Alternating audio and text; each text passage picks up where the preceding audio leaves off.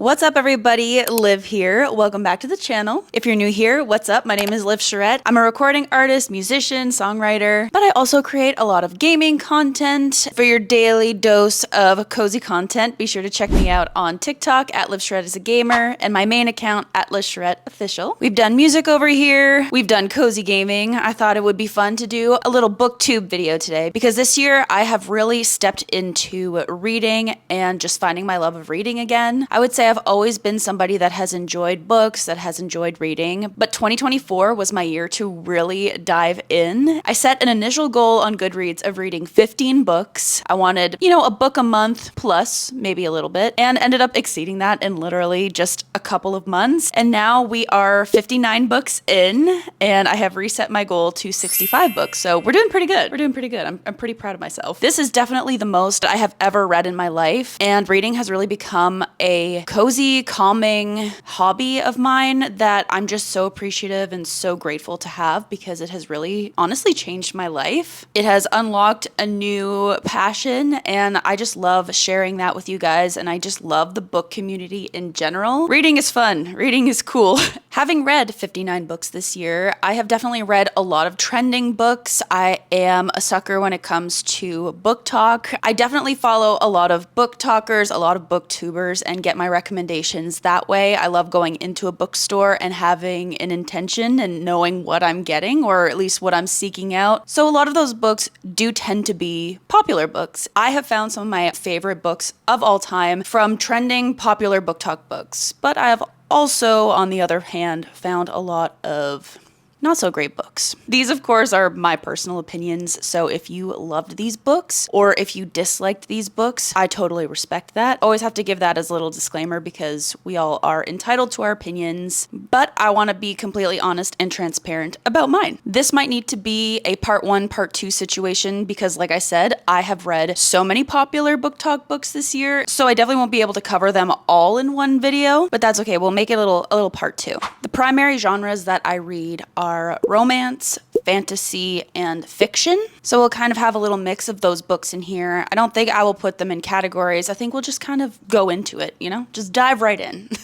So without further ado, let's hop into the video. Let's talk about book talk books. Are they worth the hype? Are they not? I'm gonna tell you my thoughts anyway. One of the first books that I read this year was Powerless. I actually got this copy of the book when I was traveling in Scotland. I bought it at Waterstones in Glasgow, and the reason why was because it actually hadn't been released yet in the United States, so I was really excited to get my hands on this. Powerless is a romantasy series. It is definitely heavier on the romance than the fantasy, but there's definitely some fantasy, some magic elements in there. This book honestly did not disappoint. I know there's a lot of mixed reviews. You know the feeling you get from watching a really good reality television show? It's maybe not the best content you could be consuming, but you just really like it and you can't stop watching. That is kind of how I feel about Powerless and this whole series. Is it the best written book that I've ever read? Is it the most amazing writing? No. But does it have to be for me to enjoy it? Absolutely not. I really love this series. It is close to my heart. It's one of my favorites. And the first book out of the 3 so far has definitely been my favorite of them all. Powerful, on the other hand, I thought was a really sweet read. We are following the same timeline as in Powerless, so it's the same story but told from Adina's perspective. This one is more for the fans. If you want a little bit more backstory, then great. It did not destroy me like it destroyed a lot of people. It's sad for sure, but I didn't cry or anything. I don't know. What does that say about me?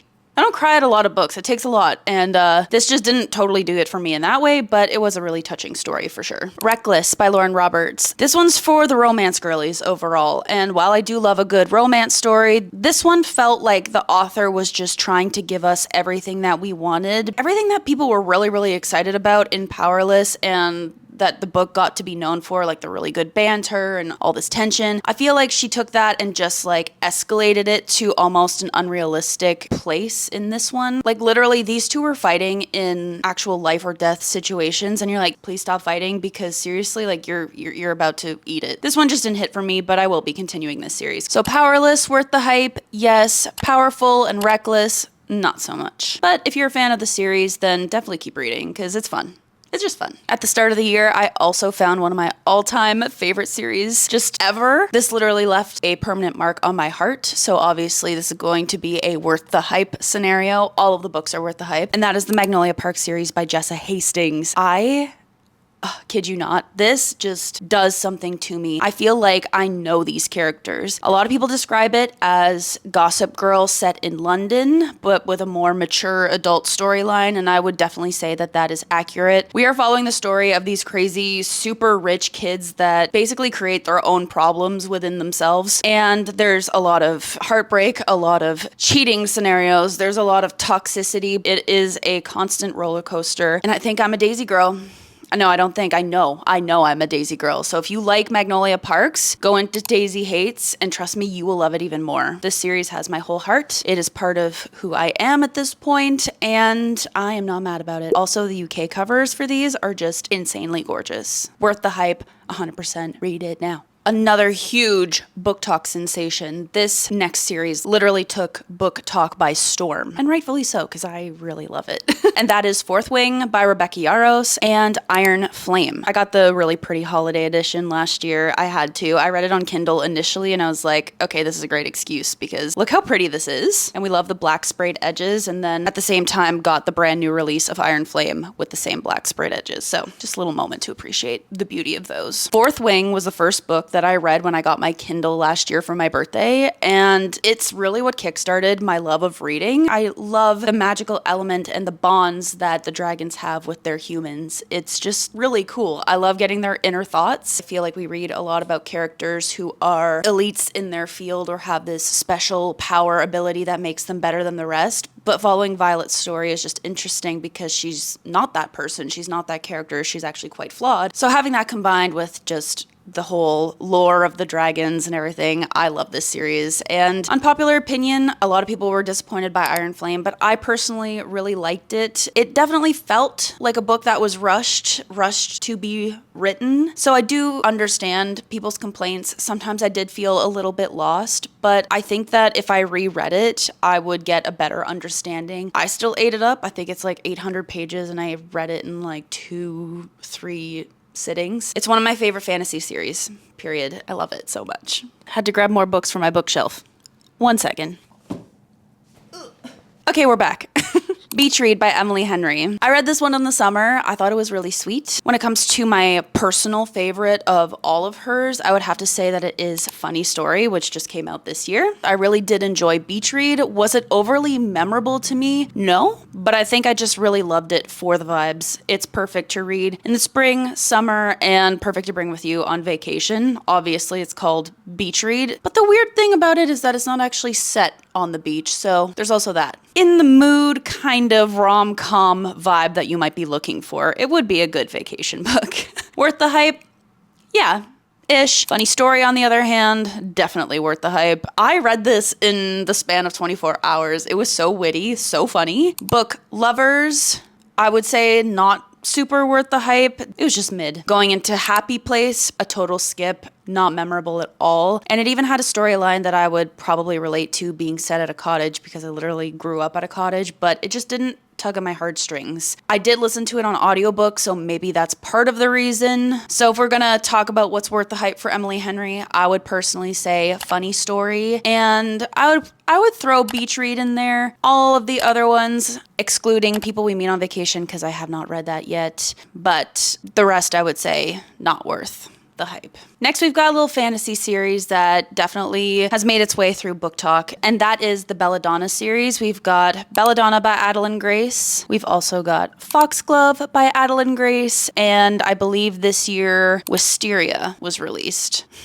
What can I say? These books are beautiful. I will give them that. If you like books that are kind of that dark academia sort of vibe, gothic vibe, then I think you might enjoy this. This one follows the story of Signa. It's a third-person POV, and she has this very strange relationship with death, both figuratively and metaphorically, because death is actually a character in this book. I enjoyed the first one. It was a book that I read earlier this year. It was one of the first books that I read in my reading journey of 24, and I liked it.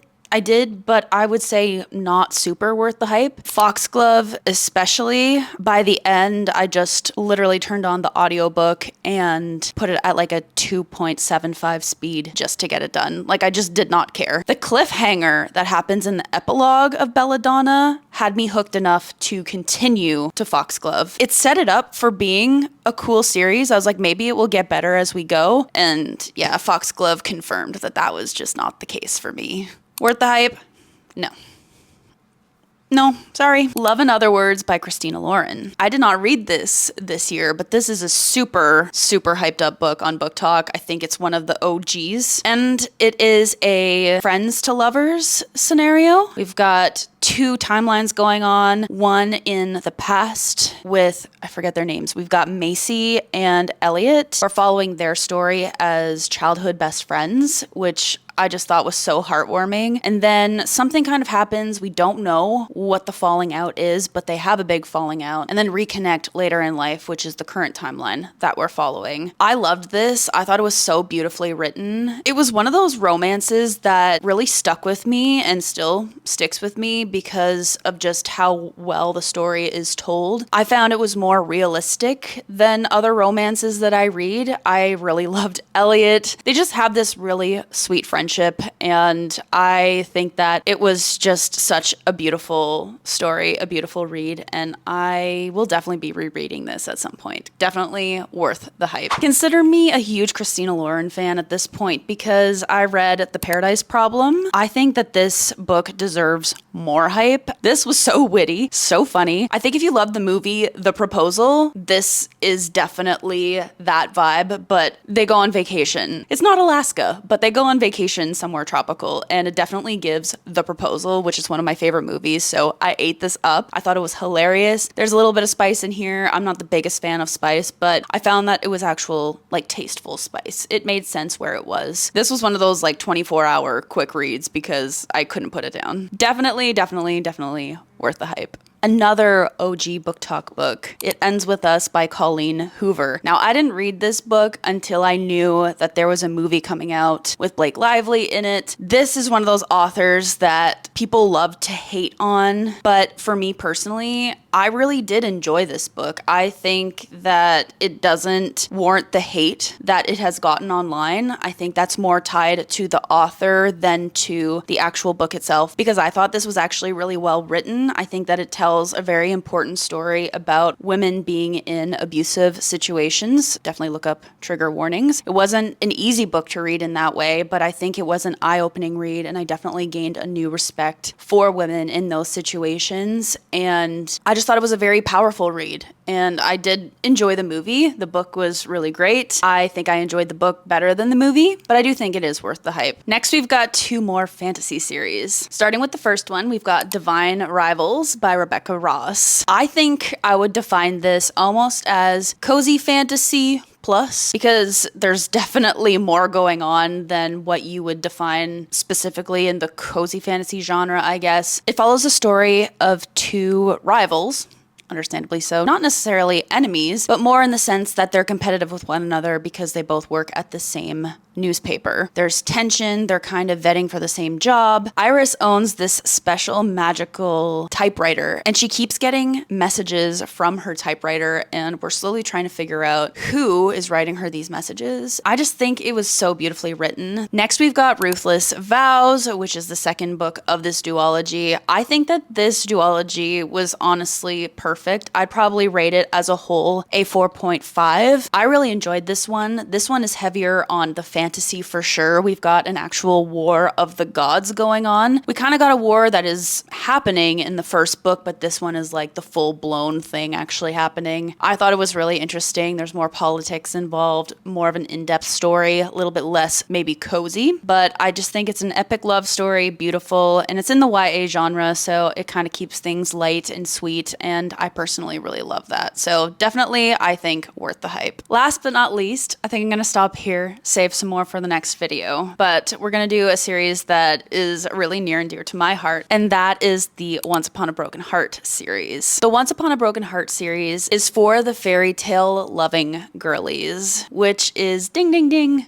me. I just thought this was such a beautifully written story as a whole. I loved just the magic, the princes, princesses. It felt like a Disney story, but make it more mature. Like, make it more for the YA adult girlies. You know what I'm saying? Knowing what I know now and knowing the writing style, I am definitely gonna go back and read Caraval now. If I had to choose my order of favorites for this trilogy, it would be book 1 is my number 1, book 3 is my number 2 favorite, and unpopular opinion, but book 2 was my 3rd favorite. And that's not saying that I didn't love all of these. I think together as a whole, they really make one full story. I binged this series because it was so good. Overall, for me, I would say it's like a 4.5 star series for sure, almost 5 star. I did really love it. Man, that is a lot of books, and we only just scraped the surface. I could talk about books literally for days because, I mean, the book girlies know. If you know, you know. If you're in your reading era like me, you can talk about books for days on end. Please let me know in the comments what your favorite read from this year was, because if I haven't read it yet, I want to, okay? I need your recommendations. And also, if you had either similar opinions, different opinions, I would love to know your take on some of the books that I mentioned as well. Until next time, stay cozy, my friends, and we'll see you in the next video. Bye!